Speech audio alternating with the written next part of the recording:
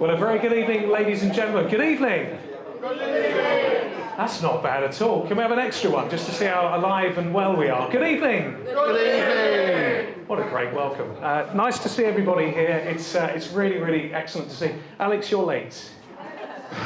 There's always one. Where's the note? It's really great to see everybody here, and I'm going to hand you over now to, well, just to say hello as well, gentlemen that you might very much well know, certainly up here. We call him Mr. Monte Mayor. Oh. It's Sean Woolley, everybody. Give him a nice welcome. It's Sean. Thank you very much.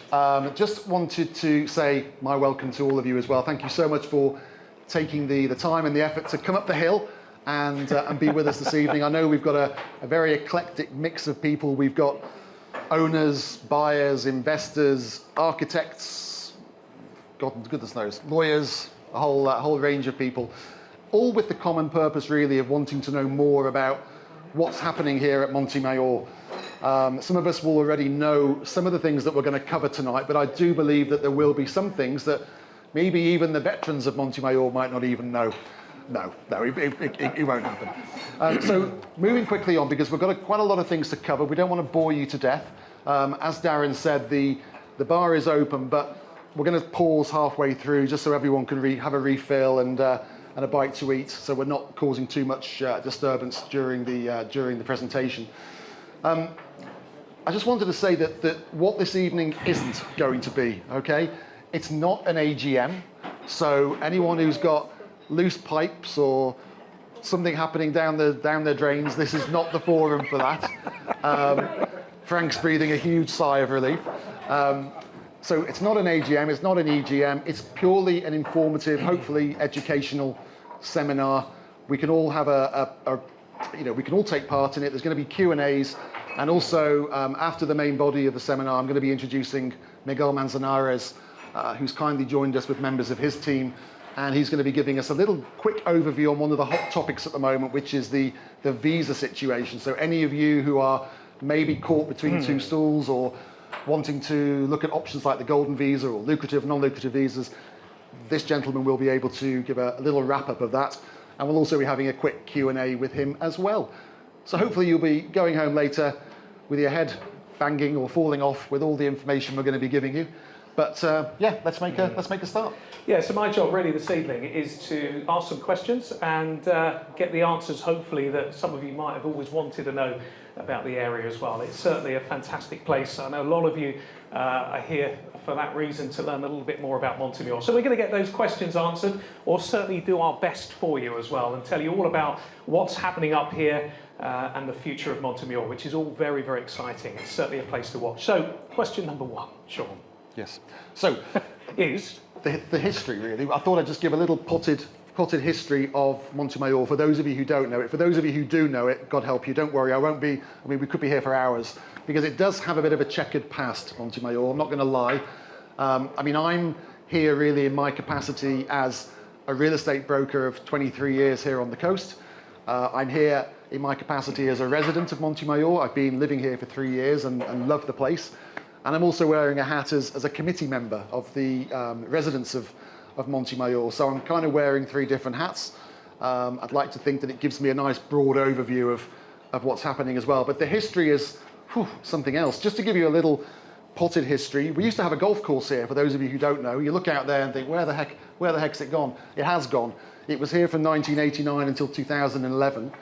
And it was, for those of you who don't know, it was a mad golf course. It was one of the kind of must-play courses. I can see a few of you nodding. But you needed a bag of balls. You needed about 30 balls to get round, and that was just the pros. It was, more. It was up and down and around the corner, and you'd be teeing off, and you wouldn't know where your ball's going.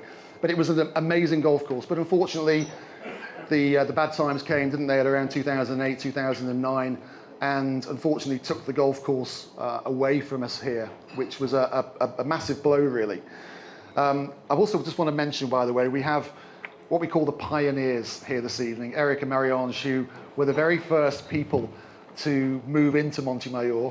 And Eric there raising his hand, he was the president of the community for many years. Yeah, he's only actually 35, but you know, but Yeah, he put a lot into the community, and yeah, so they're called the pioneers. Their house is actually called La Pionera. So they've seen it all. I'm sure they'll put me right if I get anything wrong here. In 2014, the golf course was actually bought by some investors. And during that time, if you remember those bad old days, we were kind of coming out of that awful financial crisis. This was pre-COVID. Everyone was kind of trying to get back on their feet. And it was a similar situation here. The golf course had gone, and it was starting to grow out. And Monte Mayor went, to be honest with you, went through a bit of a dip. You know, it didn't look its best. Was it a golf course? Was it not a golf course? And it was probably the time when it was at its most depressed, I would say. But the golf course was bought by investors. That gave some new energy into the resort. But it turns out the people who bought the golf course don't actually want to do anything with it. They're quite happy seeing their money in grass out there every day. They do have some plans afoot for the area they own down by the lake. But the golf course hasn't come back, and there's no sign of it coming back. I know that the family that own the golf course have had numerous offers, some of them quite sizable, and at the moment they have no interest. I'm sure there's always a time and a place and a figure that would attract them, but at the moment there's no news on that. So since 2014 and up to present day, the last 10 years or so, we've seen the golf course completely grow out, so you wouldn't even know it was there. And it's actually made the resort probably a more pleasant place to be in terms of the look and feel. It probably has its own identity again now as a non-golf resort. But earlier this year, Marco and his team from Nova Cafe opened the cafe here and the bar and the little shop, which is now behind us, as an extra amenity for residents and people who are coming to stay here. And that's been a bit of a game changer, because that was always one of the objections to living up here and owning up here was, oh my God, you've got to go 12 minutes up the hill. Jesus, how are you going to cope? You say that to people in London, they're like, what? But now we've got that facility. It's really good. It means that people don't have to leave the resort if they want a pint of milk or a loaf of bread or a bite to eat. So it's great. We need more people to use it, by the way, because it's here. It's open every day in the week, and it would be great if more people were able to use it. So just to give you, just to bring you all up to date. So at the moment we have 90 built homes in Monte Mayor. We have 53 townhouses in La Heredia, and we have 27 villas under construction. It's quite a lot. I think the great thing about Monte Mayor is you look out there and you can't see 27 cranes because it's such a vast area of land. But there's a lot of activity. One of our jobs on the committee is policing all of this activity, because obviously no one else is going to do it. So we have to try and make sure that people are doing what they should be doing and they're building in the right way and they're not building too big, and which is quite a headache, I can assure you. But that's where we are at the moment. So I think that Monte Mayor we've had a bit of a rebirth, and I think there are exciting times ahead. Yeah, very good. Sean, where does Monte Mayor sit in the market? It's really interesting, because obviously we've been around for 23 years doing real estate. We understand all the areas of the coast. Monte Mayor has a very special place in the broader reach, in my opinion. I don't know if any of you saw, there was a podcast a couple of weeks ago with quite a well-known estate agent, a guy called Jimmy Wyden, and he was interviewed by two Swedish ladies. I think it was Marbella Uncovered or something like that, this podcast. I was listening to it on the way down the hill one day, and Jimmy was asked by these two ladies, where's the next big place? Where should we all be looking out for? And he said, Monte Mayor, for sure. It's the next La Zagaleta. Now, I don't know if you know La Zagaleta, but La Zagaleta is kind of the most exclusive, probably the most expensive place to own a property in the whole of Spain, if not Europe. You can see it from here, just over the village of Benavis. But it was interesting, because the girls said, both of them, who'd been here for 10 years, they said, that's amazing, but where's Monte Mayor? So that in itself, that one conversation told both sides of the story. It told us the problem we have, but it also told us the potential that we also have here. We have the potential to create something very, very special and very valuable here, but we need to educate people that A, we're here, and B, the potential for growth here. And that's one of our jobs, really. I see that as being my job. We took over this little sales office here about about 8 months ago. Yeah. And what I wanted to do was to put Monte Mayor on the map. So we did a lot of investment in marketing. We put it in Essential Magazine for 3 or 4 months. We did lots of features, lots of videos, lots of podcasts, just to get the word out. And there are lots of stakeholders that we need to attract here. The first are buyers and investors. And the second one is agents, because we all collaborate here in the Costa del Sol. I don't know if you know, but agents work very closely together. So we might not have the buyer for your villa or your plot, but chances are someone down the road will have. And we need to collaborate with those people on good terms, but we also need to educate them that we're here. It's a bit like me in Sotogrande. If you've seen any of our videos, you'll know that sometimes I get a nosebleed going to Sotogrande because I don't get down there too often. And because of that, when I'm with a client, I don't know what I'm talking about when I talk about Sotogrande. I kind of make it up as I go along. And a lot of agents do the same with Monte Mayor. Because they don't know it, they fear it. So they don't talk about it. They don't recommend it. If a client says, I want to go to Monte Mayor, they go, oh no, it's too far away. It's too far away. It's half an hour away. It's in Portugal.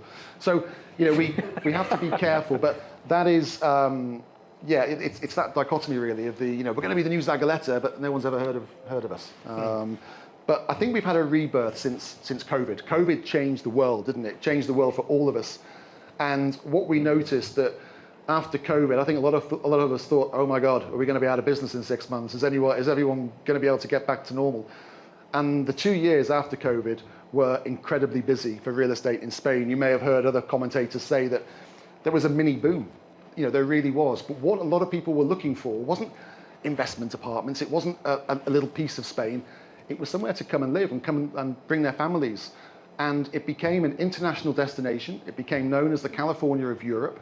It became known as a safe haven. A lot of Americans started buying because they didn't like or trust the politics.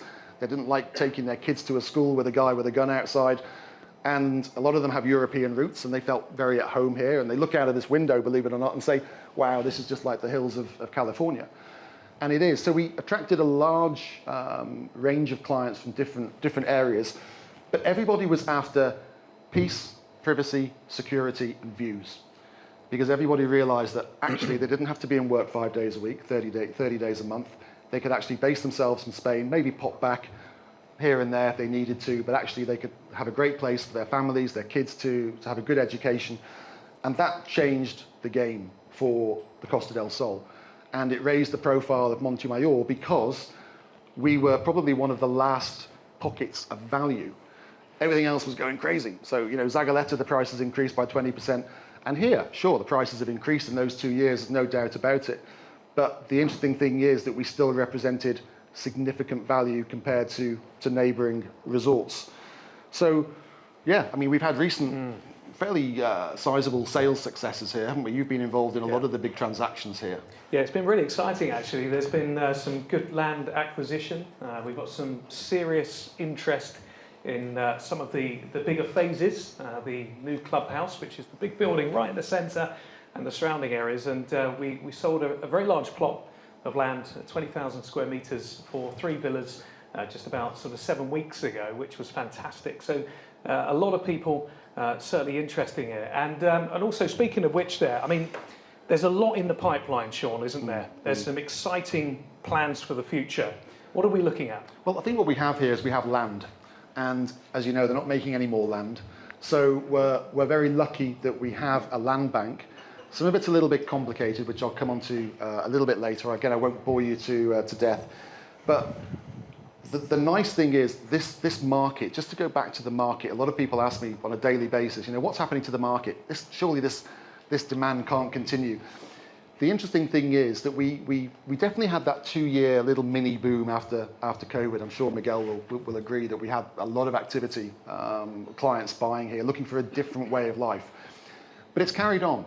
I think a few of us thought it might just trail off. And a few of us have said, oh, it's, a bubble is being created and, the market's going to collapse. And, it's just like 2008. Actually, it's nothing like 2008. We don't have the same set of metrics.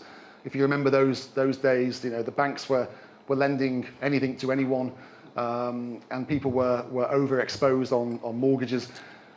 Most of our buyers actually don't require finance. Most of the people who are buying these, villas at 4, 5, 6 million euros, lucky them, a lot of them don't need finance. So it's a very different type of market. The banks are a lot more cautious now about who they're lending to, how much they're lending, the valuations that they're putting on properties.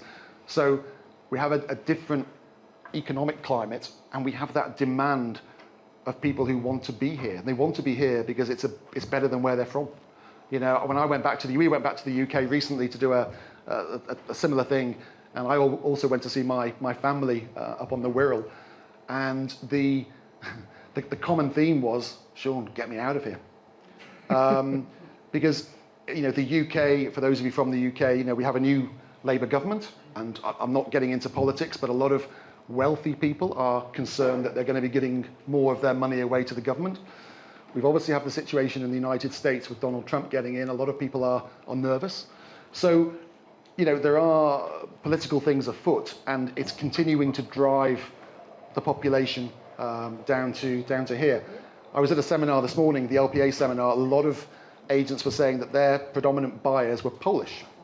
A lot of them were like 40% Poles buying this year, which is incredible when you think of it. But obviously, you know, for obvious reasons, a lot of Polish people are looking to you know, to make a move. And it always appears to be with this market, because it's an international market, we're not reliant on one buyer nation. So the Brits have traditionally been strong, but when they're quiet, the Germans might pop up, or the Americans might pop up, or the Canadians. There's always someone who wants a better quality of life. And while that continues, then I can't really see much changing. Sure. So, Sean, let's talk property values now in Monte Mayor. What can we expect with this? What are we looking at? Okay, for those of you who know the way the market works here, it's really, really difficult to get the data, okay? Because we can go onto our shared databases of properties and tell you exactly what the price per square metre is for Monte Mayor as opposed to other areas. What we can't tell you is what those individual properties sold for. It's not like where you can, in the UK, you can go on to, is it Zoopla or something, and you can plug in an address and it'll tell you everyone that's bought that house for the last 20 years or so. Here we don't have that privilege, unfortunately. So we're guessing a little bit. But if you imagine that probably sold prices are probably around 5, maybe 10% at a push off the asking price, you'd probably be able to do the maths. But just to give you some figures. So the price at the moment for advertised properties in Monte Mayor, the price per square metre for plots is around 157 euros. The average price per square metre in El Madrigal for plots is 252 euros a square metre, which is a 61% increase on what we have here. And in Zagaleta, Zagaleta's just crazy, it's 273% more. But that shows you, again, that although prices have gone up here, relatively speaking, we still retain a pocket of value. In terms of villas, price per square metre here is around 6,000 euros square metre. And before anyone says, no, it's not, it depends on how you measure them. Do you include the terraces? Do you include the bit that no one knows about? So what I've done is applied the same formula to everything, even if it's not especially correct, but it is correct relatively. In Marbella Club Golf Resort next to us, the price per square metre for villas is 8,000 euros, so that's 32% more. In El Madrigal, it's 22% more, and in Zagaleta, it's 54% more. So, you know, although the prices may seem steep to a lot of people, compared to what else is out there, this is still a pocket of value. Now, we've got a lot of plots available, obviously, a lot of plots are being sold, which kind of conjures up the fact that there's a lot of interest to self-build, Sean. What are the self-build options that we have on the table, and what are we looking at in terms of developments? Well, the nice thing is where we're based. So we're based in the municipality of Benavis, for those of you who aren't sure where you are. And Benavis is probably, out of all the municipalities on the coast, probably the easiest to do business with, which is why an awful lot of developers have come here and started building, because they can get a building license normally within 3 months. They can start building, they don't get any aggro, they get it done, and off they go with their profit. So it's a very attractive area. If you try doing this in Marbella, you're going to be hamstrung for not 3 months, maybe 3 years, maybe 30 years, you know, the way that's all been going. So Benavis is a very attractive area for political reasons, but it's also a beautiful, beautiful area anyway. It's not so built up as other places along the coast.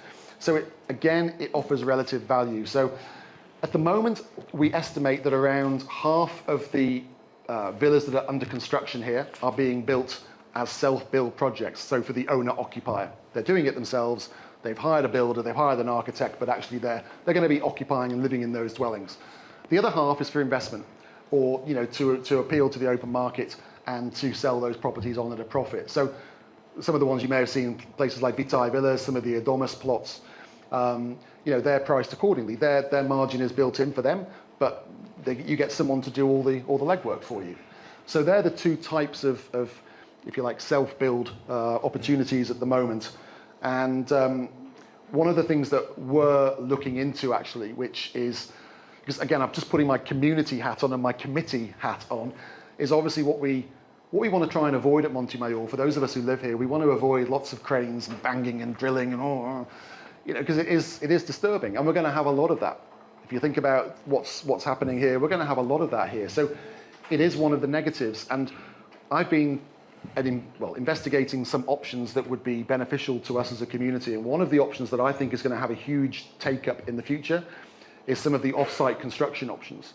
And for those of you who don't know what that is, it means that a team will come and prepare your land, as you would normally. They'll do the retaining walls or put the platform on, but your house is actually being built somewhere else.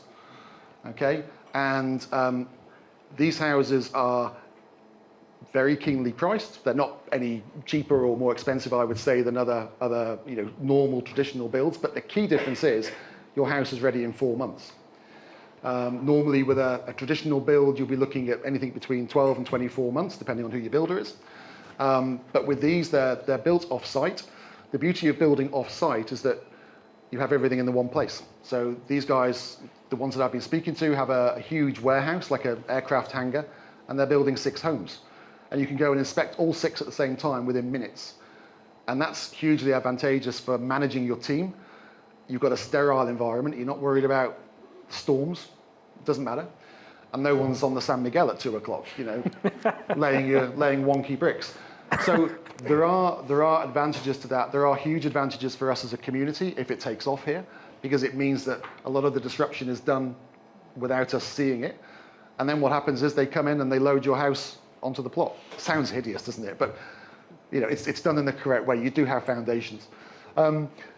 But it could be the future. It could be the future. We're investigating that. We're keen to speak to them to see what they think. They actually came up a couple of days ago and they loved what they saw in terms of the land. But yeah. Take that mic for a minute. All right. Yeah. Is that on? I don't know. Yeah. Thanks. Oh. Yeah, okay. So that's one area that may be of interest moving forward. Who knows? I think we've always got to embrace ideas and look at things that might become popular in the future. But yeah, self-build, there are certainly opportunities. There's also, we have a number of plots for sale at the moment. Of course, everyone, like Eric and Marie-Ange, they all nicked the best plots at the start. So the plots that are left tend to be on slopes, which are more difficult to build. It normally means you can't have much of a garden. But there are some flat plots still available, but obviously you're going to be paying a premium to have a level plot here. That's the way the world works. Good. Q&A? Yeah, what about the large-scale development projects? Yes, yeah. Okay, yeah, so for sure, yeah. Some of you may know that within Monte Mayor itself, we have 4 development phases. Some of you may not know about these. It's all shrouded in mystery. You may have heard people whispering in the corridors about these plots. Look, when Monte Mayor went through its difficult phase, there were various deals done that protected these plots with mortgages. And even up till now, they've been off limits. There's been blockades and embargoes on these plots. No one's been able to do anything with them. Now, finally, we are close to getting those blockades unblocked and these plots available for sale. Now, that's great news because, again, it offers the opportunity for there to be a game-changing environment here. This red area, I don't know if you can all see, but on the right-hand side, if we look out of the window on the right-hand side of the valley, there's a hillside there, and that was earmarked for construction of what they call Phase 8, which were going to be villas sort of hanging onto the hillside there. Would have been very lovely. The problem with Phase 8 is that it's probably going to be the least popular area to develop because it has no infrastructure to it at all. And also a lot of the land allocation has been moved from that phase to other phases, which I'll come on to in a second. So that, if I were an investor looking for a large plot of land, that probably would be my least appealing option. One of my most appealing options would undoubtedly be phase 10. Phase 10 is right in the middle of the resort. If you look out the window, you'll see a long, wide, white, looks like a big white villa with pillars. That's actually what they call the new clubhouse. So down at the bottom by the lake, there was the old clubhouse, which has now been taken on by the guy who's bought the golf course. But what some of you may not know is that halfway up that hill, there's a beautiful, and it's still beautiful, a beautiful building that was installed by the Kempinski Hotel because they were going to run it. And they have created a beautiful new clubhouse. And you can see where the golf carts were going to be. You can see the bar, the restaurants all in. It's amazing, honestly. It just needs a bit of brasso and you're off. And that is still salvageable. There's work to be done for sure, but the floors are fantastic. The carpentry is pretty good. And we have considerable interest in that phase. It's going to be difficult to get a deal away because there's other parties involved, mortgage holders and things like that. But if that deal comes off, and the two sets of people that we've spoken to who are very interested in phase 10 both have an idea to develop that new clubhouse into what could be a world-class spa. Now, if that's the case, that becomes a game changer for Monte Mayor without a shadow of a doubt. Whether that happens, who knows? We'll wait and see. I know that people who've been here for 20 years will go, yeah. But we are getting close. We are talking bucks. We are talking money. So that would be amazing because alongside the clubhouse, you can also build 12 to 15 luxury villas. Another phase is phase 9A and B, which is as you drive up the ridge through the resort. It's to the left-hand side behind the townhouses in an area of land that you can't really see unless you have a look at it. That's the biggest land mass that's available for investors, and there was consent to build up to 230 luxury apartments. Now, look, whether apartments work up here is a whole other debate, but that again has attracted some interest. Developers who are looking to maybe build some villas as well. So, in one breath, it's great that there'll be life coming into the community, there'll be amenities coming into the community, but I can also see some people who live here thinking, oh my God, how many cranes, how many wagons? So, be careful what you wish for is a kind of thing to say here. But look, if it's done right and it adds value to the resort, then it can only be a good thing in my opinion, particularly where that plot is located, which is out of the way of a lot of the residents here. And then the phase below the existing townhouses, that was earmarked for a future development of townhouses. It was earmarked for the extension to La Heredia, and there were going to be 83 townhouses there. Again, whether that happens in that format is another matter, but that area could be prime for development moving forward. So, yeah, I mean, the other things to mention just briefly are as a committee, we are very keen to reintroduce the driving range. I know that's something that a lot of the residents would like to see. The driving range is as you go up the ridge on the right-hand side in a plot nestled quite low down. It needs a bit of a haircut, but the space is there and it can't be used for anything other than sporting. So you've got that. You've got the tennis courts. There are 4 tennis courts at the moment. There are 2 paddle courts and 2 proper tennis courts. We've already refurbished one of the tennis courts just to see how it could look. It looks amazing. Haven't quite had Novak Djokovic playing there yet, but you never know.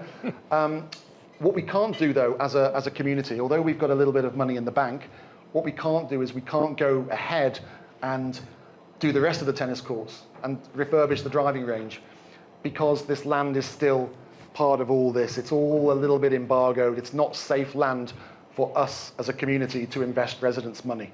We need that land unlocked.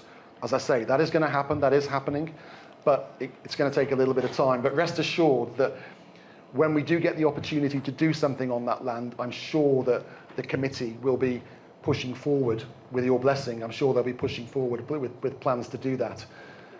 Just on that as well, we've also had tennis pros, golf pros, itching to create academies here and all that sort of stuff. So there's a lot going on behind the scenes here that you wouldn't know, which is all very positive and very exciting.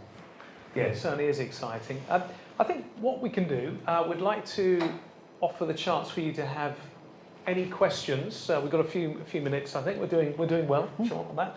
If you've got any questions that you'd like to ask us, and if we can answer it, we'll certainly do our best. If we can't answer it, we'll get you the answer by hook or by crook there. But if you've got any questions, please feel free to let us know now. We can do a bit of a Q&A. Hello. Yes. Hello. How are you? I'm going to ask the first one.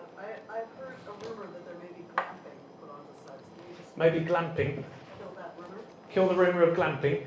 Yeah. Where is that? I can cover that. Yeah. So on the people who bought the golf course obviously own a lot of land. They own the golf course, they own the lake, and I think they own some buildings around the lake.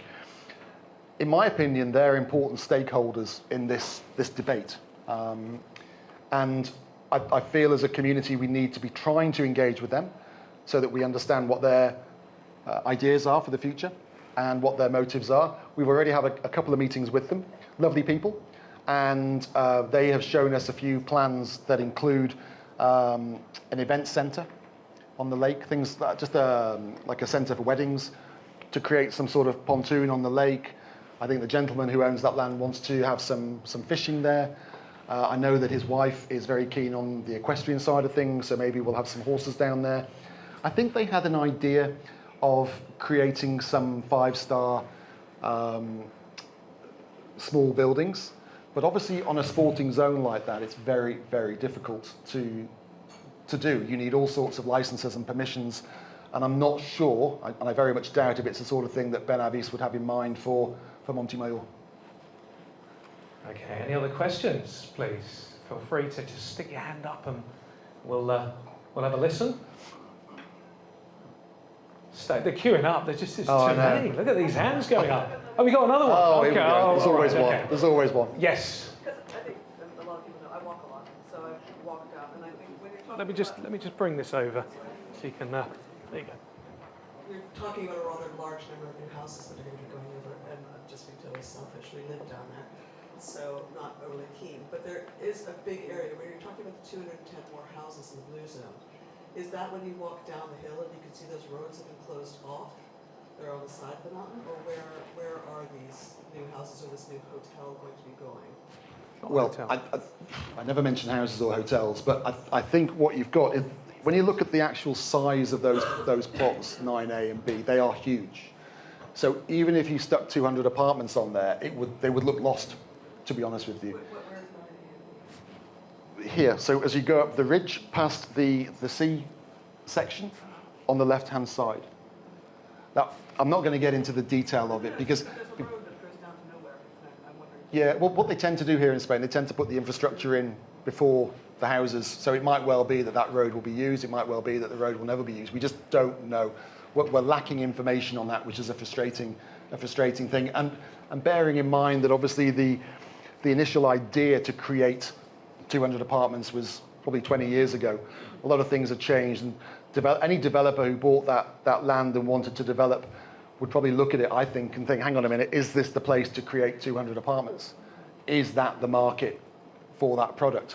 I very much doubt it. I've spoken to developers and mentioned Monte Mayor and the options available, and they've looked at me and gone, do you think we're mad? We wouldn't develop sort of multi-family homes like that. Monte Mayor is all about villas, maybe fincas on bigger plots, or maybe some villas on smaller plots. But I doubt very much that commercially building 200 apartments works. Hey, who knows? They might want to do it. But I thought, it's just an opportunity to bring the point up that that is earmarked for development at some point in the future. But it has been for 25 years. So.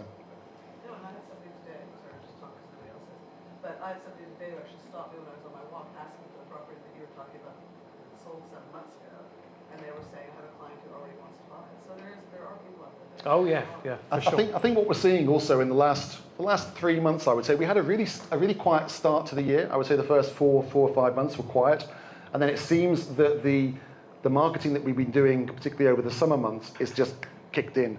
And we've had situations in the last few weeks, and certainly last couple of months, where we've been having bum fights over properties.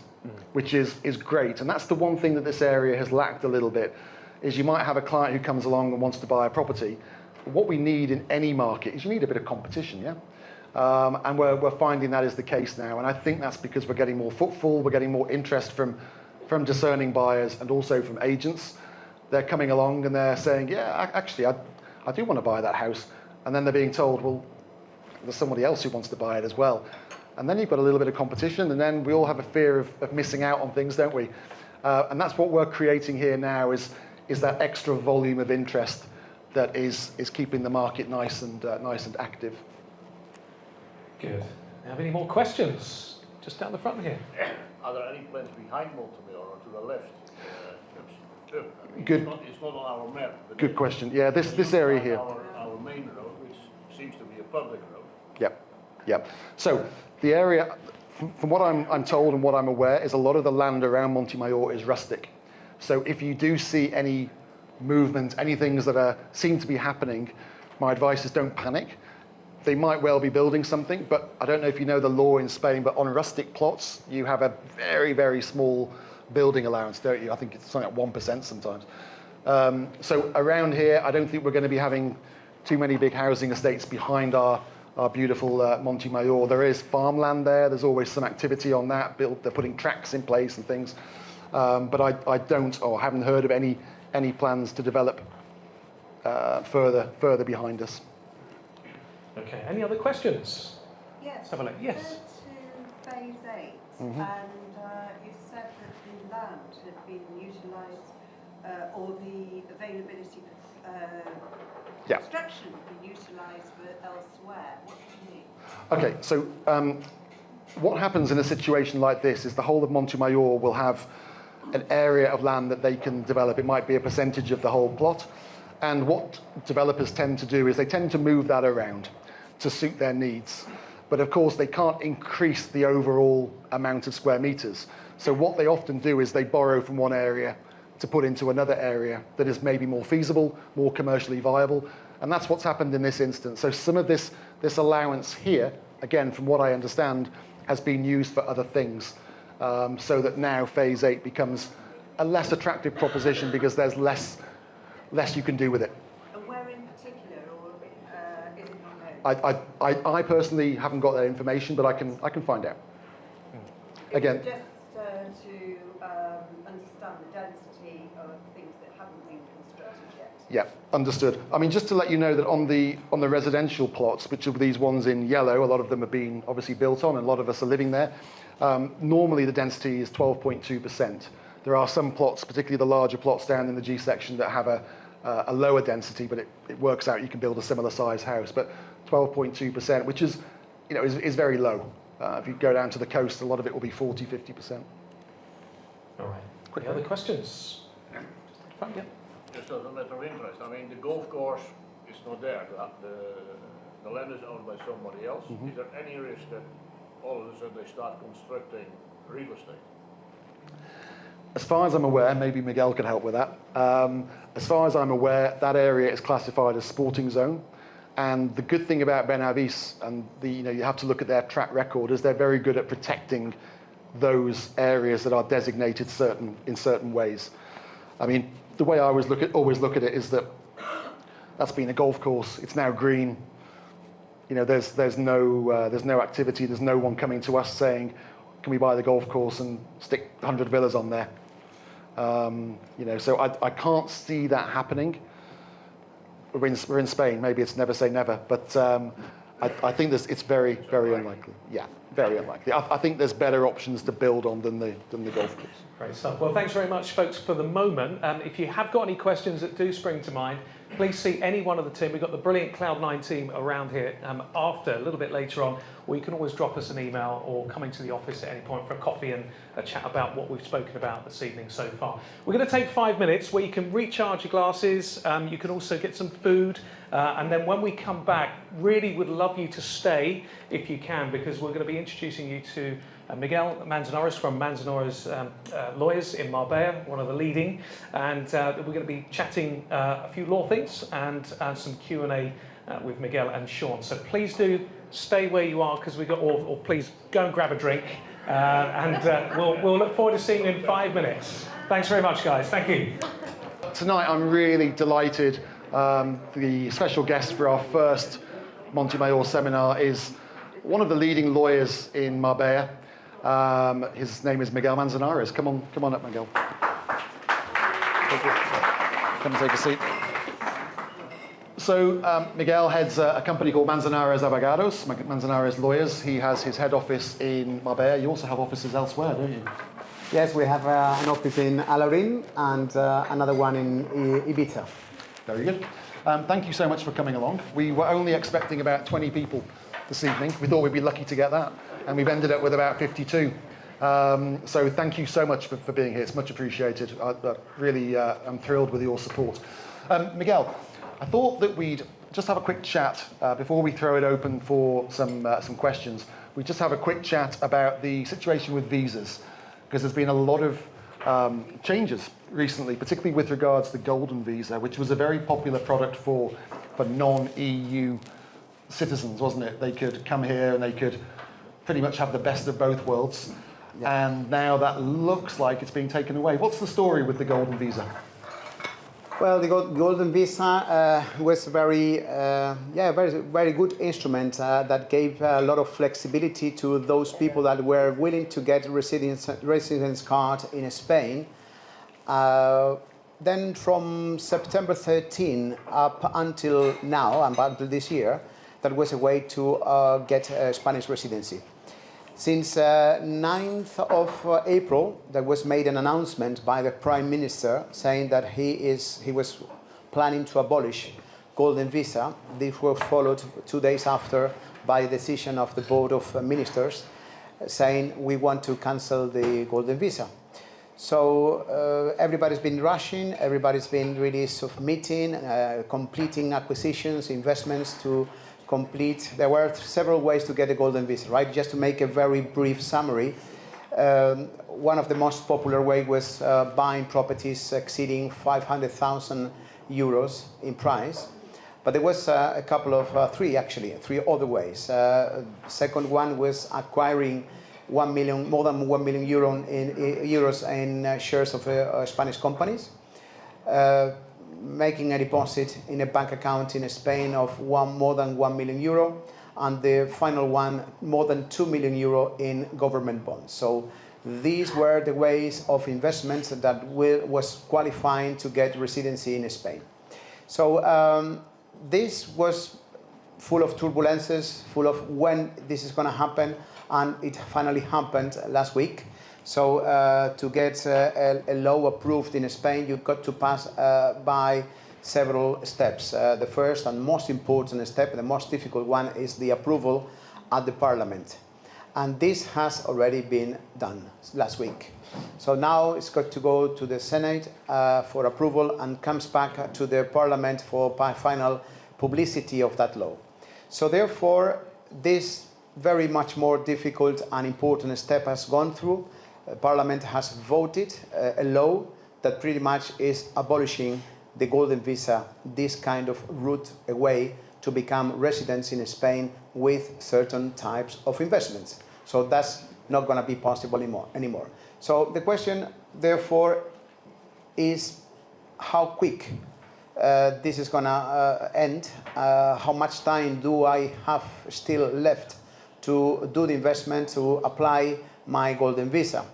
So I guess that the pass via Senate, and this is just my personal guess, Senate and coming back is going to be happening by, I would say, January or so. So in the month of January, most likely we will have in the bulletin the publicity of this new law proving that this is not a way.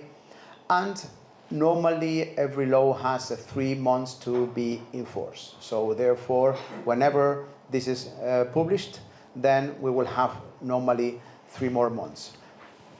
Have you noticed a rush of demand from overseas buyers looking to get their golden visa quickly before it does go, or are people kind of chilled out about it? No, yes, very much. So this has been creating an urgency for many people, maybe because of not really considering that the golden visa for many people in the mind is this is the only way to become resident in Spain.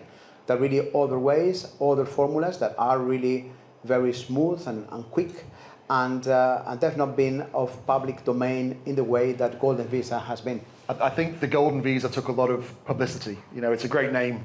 It attracted a lot of attention. We've had a lot of clients who are thinking, oh my God, the golden visa's going, that's it, I'll never be able to come and live in Spain. But when I sat down with Miguel several months ago and said, help, you know, what's going to happen? What are the alternatives?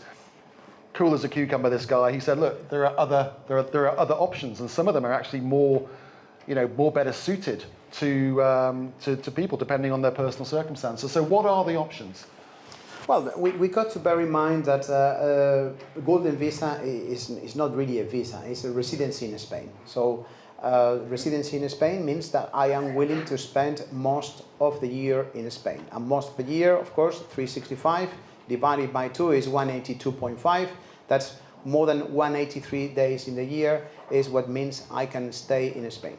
If you are not really planning or you're not prepared because of the business or family or other things to exceed in Spain that number of days, most of the countries can enjoy the touristic visa, which gives you the possibility of staying in Spain 90 days every 180.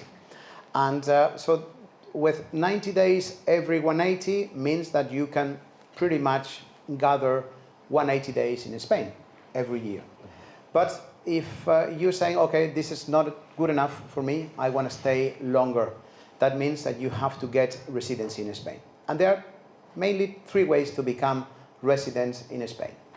One was the golden visa, by completing certain investment, doesn't have to be property only, but as I explained, then I can become resident in Spain, and there is a lucrative and lucrative residency. The lucrative is that I have a plan to start up a business in Spain, and consequently I have to put together a business plan, a way to convince to foreign affairs authorities that is a viable, feasible plan of becoming resident in Spain. That's a bit more complex than, and therefore most people have gone to the other one, which is a non-lucrative residency. The non-lucrative residency is, I want to enjoy Spain. I have certain money to support myself and my family in Spain, and therefore that's it. So basically, you've got to have 30,000 euros in a bank account, so it's not big money, or 30,000 euros income every year. Ideally, both at the same time, but the law doesn't say both. Basically, it's one or the other. 30,000 euros bank account, 30,000 euros income every year. That's really the non-lucrative residency. And with the non-lucrative residency, you are able to exceed Spain in the 183 days in the year, because that's really what the residency card means. You are resident in Spain and consequently the Schengen territory.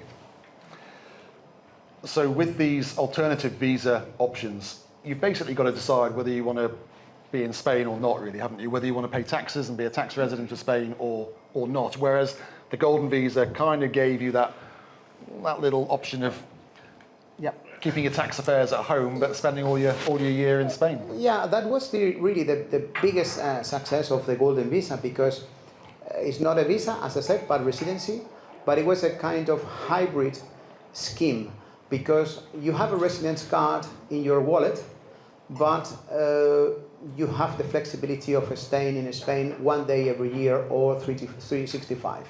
So because it's an option, because it's a right for everyone, so you got to become tax resident in Spain only if you were exceeding the 183 days a year. So many people with the golden visa, they had the residence card, but they were spending maybe 90 days a year. So because they were not exceeding half, they were not forced to be communicating to tax office, listen, I am now exceeding my half of the year in Spain, consequently I need to become tax resident in Spain.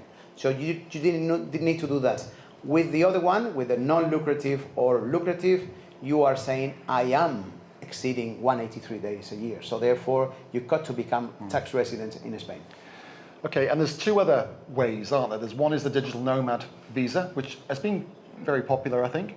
And then the other one is the Beckham law, which fascinates me.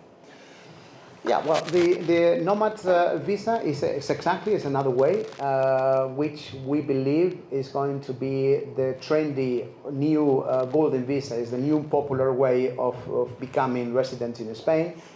The nomad is really for those people that are willing to work from home. Basically, this is something that has become by force, actually, with the COVID. Popular, and therefore that was really planned to have a little bit of evolution, and then all of a sudden working from home was an obligation for many people. And then working from home is possible for those ones that are employees or self-employed in their own country, and they've been established already with a certain time, and they are willing to do same thing in Spain. For those, you can really get residency in Spain. So this is going to be a new way of getting residency in Spain. Possibly, we are predicting this to be the most trendy way to become residents in Spain, nomad. Beckham scheme is not a way of getting residency. Beckham scheme is a taxation system, it's a tax scheme by which you say, I wanna be in Spain can be done with a nomad, and therefore you have a specific taxation system, very very good taxation system, because the first 600,000 euros per year you pay 24%. Many of you for sure know that we have a progressive sliding scale that goes up to 40 very much percent, almost 50%. And this scales up very, very quickly. So the Beckham scheme is like freezing your first 600,000 per year at a flat tax rate of 24%. And then after that, it goes up the top level, right? Because 600 is really at the top level.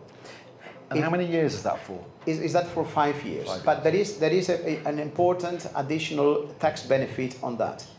If you have shares in Holland, in England, in Sweden, wherever it is, you pay taxes at that very jurisdiction, and you don't have to pay anything else in Spain.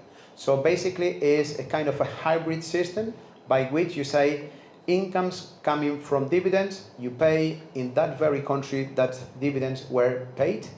And then in Spain, 24% for your first 600,000 euros, and then at the top rate. So this is really a good possibility for many people that have the possibility of arranging a little bit their way of incomes and say, okay, I'm gonna get in my country this much by dividends. Spanish authorities don't need to collect money out of that, and then I'm gonna put other incomes in Spain at 24%. So you can really combine a very tax efficient structure if you play with these 600,000 euros at 24 and your dividends at each one of the countries. That's very interesting. We even have some clients who are using this, 5 years to avoid the new Labour government in the UK or the new Trump government in the States. But anyway, that's another matter altogether. Come to Spain for 5 years and go back and things have changed. Anyway, let's see. Miguel, thank you so much for clearing that up. I hope that answered a few questions that you may have had. Lady in the front had a question, did you? It's about the Beckhams. It's my understanding that there's been a date set where the Beckhams is ended. Is that not correct? No, it's not correct. It's still valid. It is still open. It is open. Yep, absolutely. Okay. Okay, so thanks, Miguel, for just giving us an overview there of the... Oh, sorry, question there, yep. I have a question if there is any information about the people who already got golden visa before they made it to law. Yeah. Yeah, this is very important matter, and really is going to be renewed, because the fear point was, okay, if I apply my golden visa, and then it's got to be extended when the law has already been approved, what is it going to happen? So the law has already given the answer to that. So it's going to be safeguarded renewing your golden visa even if the law is finally approved. So let's say, and this is why it's a little bit of a rush to apply your golden visa before the law gets into force, because you have safeguarded not just the approval of the golden visa, but also the extensions. So, and the extensions maybe will be 3 years after, because the first approval that you get for your golden visa is for 3 years. 3 years residency in Spain. But then after the third anniversary, it's going to be renewed. Yeah. That's really quite important. Even if the law has 100% been approved very, very soon, when the third anniversary occurs, then your extension is going to be approved. And for some people, can really enjoy the permanent residency. And the permanent residency is like your lifetime residency in Spain. That happens after your 5 years of effective residency. The residency, in the end, is just your right to exceed 183 days in the year. But some people are 190 days, 200, the full year. If you have been your 5 years effective residence, then you can apply your permanent residency. So basically that means I am dedicating my full year in Spain. I don't want to renew it every 5 years, but I want to get a permanent one, a lifetime residence card. So this is why it's kind of a way, the golden visa right now. Another question from this lady? Do you see any limits being placed time-wise on the digital nomad as far as them ending that? I mean, I know there's a lot of influx here in Spain. I don't know. And we're on the digital nomad. Yeah. And so that's a concern to us about if they end that visa. At the moment, there is no visibility or there is no certainty about stopping this system, right? So that's been the same question that I had since September 13, when initially golden visa was approved. Miguel, do you know how long this is going to stay? Do you believe it's going to end? And we said, we don't know. In the end, politicians, they're making decisions. They're not making sometimes the best decisions, right? But anyway, we got to be living with that. So so far there is no rumor, there is no threat up in the air about abolition of a nomad visa. Thank you. Just okay. One more question on this. Yep. Chris. We have permanent residency. We've been permanent residents here since 2009. How long could we spend out of Spain before losing that permanent residence? Well, once you get to permanent residency, it's effective residency in Spain. And what is that? You can be out, this is 5 years, right? 5 years in which you say, I've been in this country. But can you go out of the country? Yes. How much time? 10 months in that period of 5 years and never more than 6 months in a row. So you can, in that section of 5 years, you can go out of Spain, average 2 months per year, right? 10 months in total, and never 6 months in a row, 6 consecutive months. Yeah. Okay, just moving on. I mean, obviously, if anyone has any specific questions, any more questions, I'm sure Miguel will be here. We're going to be wrapping up in 10 minutes or so, so I'm sure him or his team will be able to answer any further questions on the issue of visas. We've got a couple of questions from members of the audience that were sent to us in advance, which is great, because we've had a chance to look at the answers. Plusvalia. Oh, that's a nasty little tax, isn't it? Oh, plusvalia. So when selling a home in Spain, you have to pay a plusvalia tax on the added value of the home.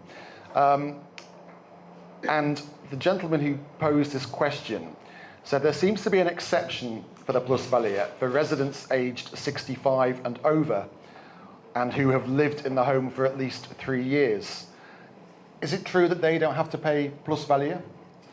Yes, it is. I want to clarify something, right? Because in Spanish, we normally, when we say plusvalia, we are referring to a local tax that is paid to the municipality when selling a property, right?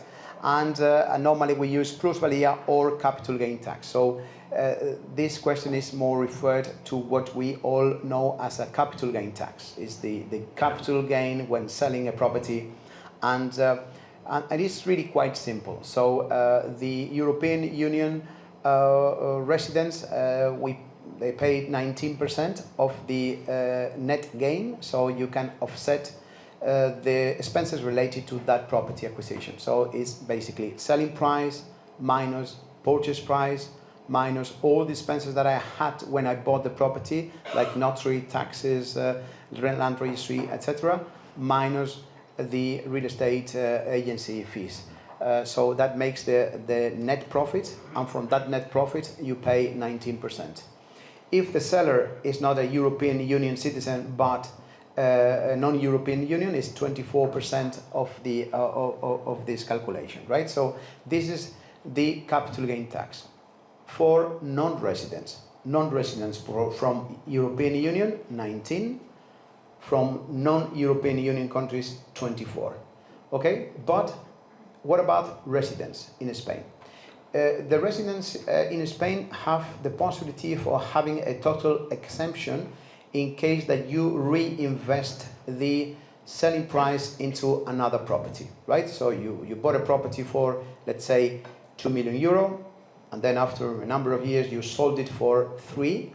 So if you buy something that is more than 3 million euros or 3 million euros, is tax-free because you are reinvesting the capital gain into your main home.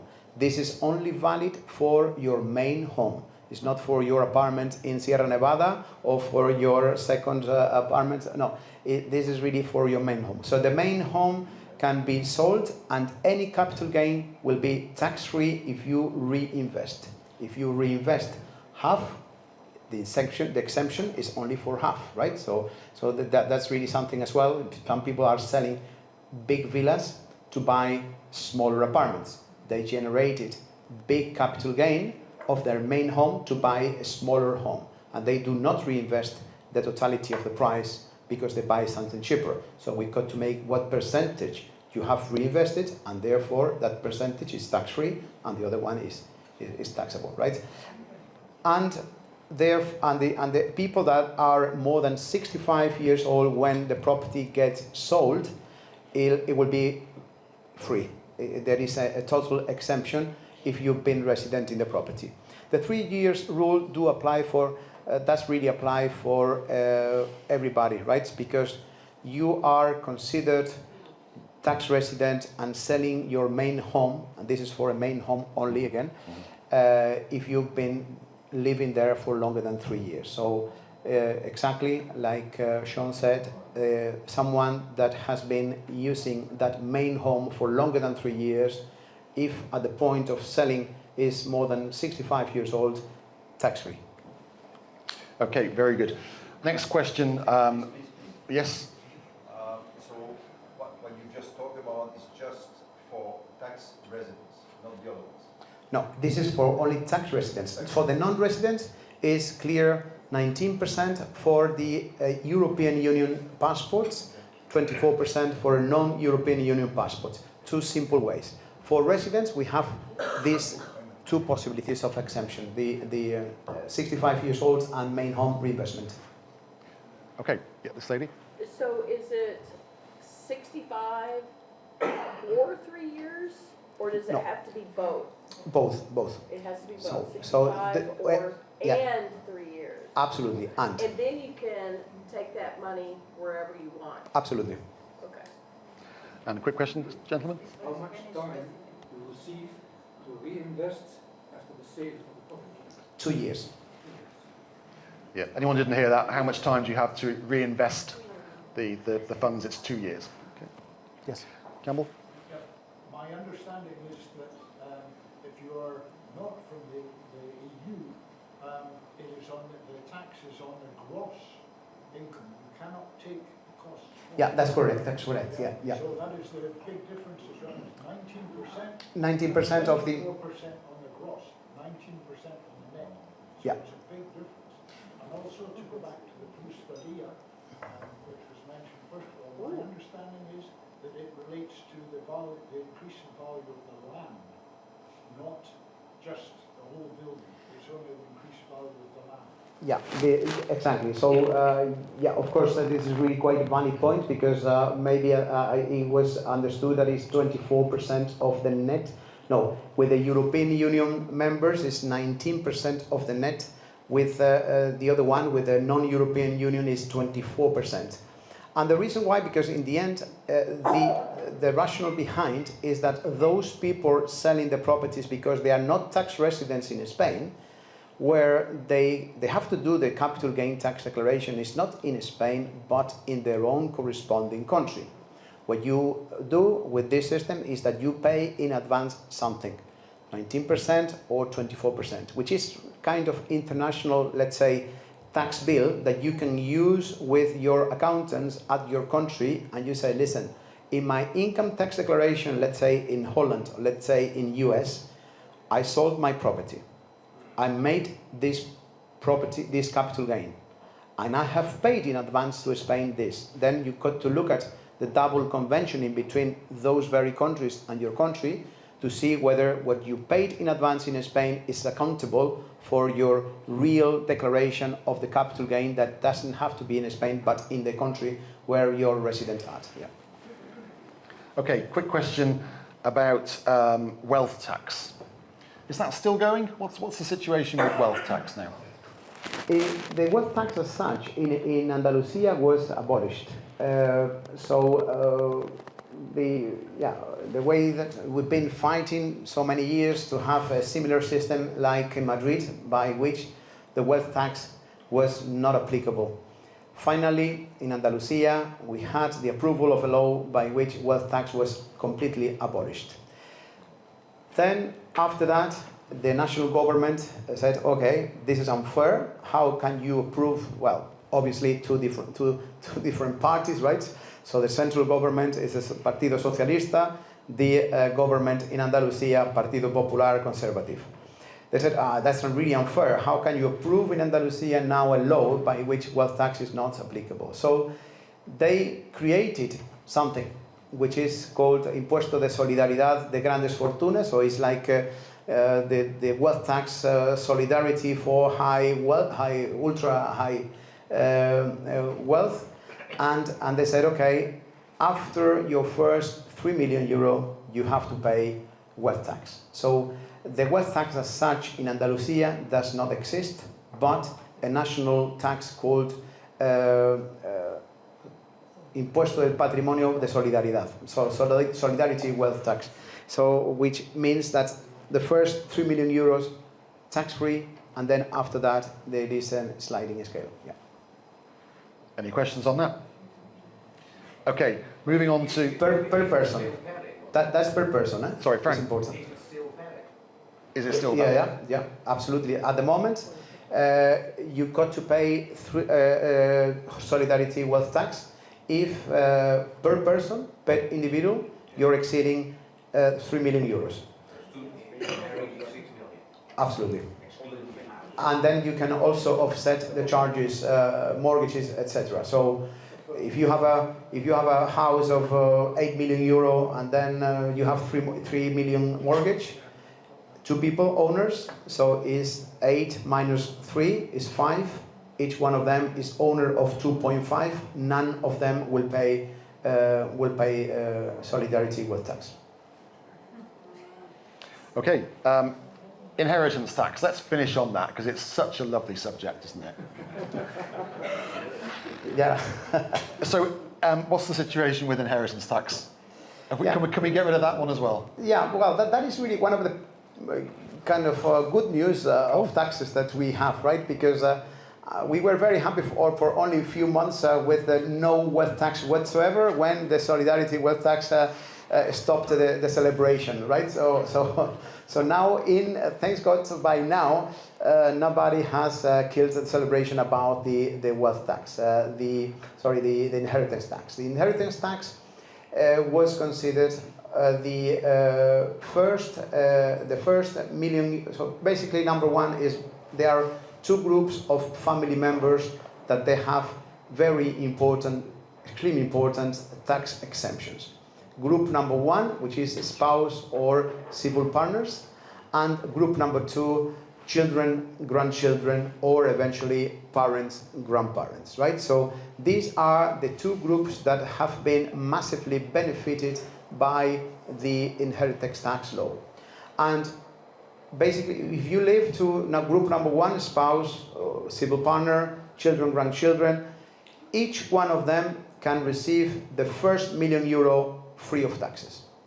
So first million, absolutely zero. And then after the first million, you calculate the taxes like normal. And then after the final tax bill has been calculated, is 99% tax-free. So 99% tax-free. So you've got to receive a proper, significant amount of wealth to pay more than pocket money. So someone in that example, €8 million. So you have your partner, wife, husband, and then 2 children, let's say. So you've got to divide this by 3. So each one of them is receiving, let's say 9, right? Is receiving €3 million. The first €1 million, 0, and then the €2 million will be paying around 10% of that, 200,000. But from the 200,000, 99% tax-free. So that makes the payment. That's not a reason to die early. Yeah, exactly, yeah. It pays to drop dead. Well, it's a very important reason to become resident in Spain, actually, inheritance tax, because if you are not in Spain, I would say in Andalusia, because it's not everywhere in Spain the same. In Andalusia now, if you have in your will a clear declaration to go to your spouse, children, grandchildren, it's going to be pocket money unless you are exceeding 10, 20 million euro or something like that, which deserves a much more deeper tax planning, right? So, but in most of the cases, the inheritance tax is very, very little, very, very little. Yes, Chris. Quick on that. My understanding is that we're both UK citizens. My understanding is that the double taxation agreement doesn't include inheritance tax, so we'd still be liable for inheritance tax in the UK. In the UK. Yeah. If you're a resident in the UK, yes. No, we're residents. Residents here, yeah. No, in that sense, you receive your tax here. You have to pay your taxes only in Spain. Only in Spain, not in the UK. Not in the UK, no. I'm sure lots of you have questions. Miguel is very easy to reach. I'm sure his team and yourself have got business cards on them tonight.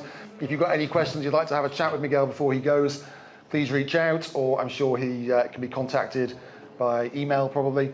So thank you so much for coming along. I hope that it was informative and beneficial. And before we wrap up, just a huge thank you, first of all, to the team here at Nova Art Cafe, Monique and Anna.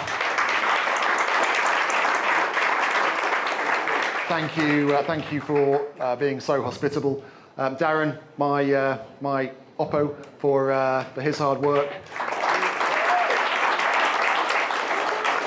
If any of you would like a little online house or plot valuation, we do have our team of Cloud9 experts. Just raise your hands, guys. Yeah, Gary, Amy, Debbie, who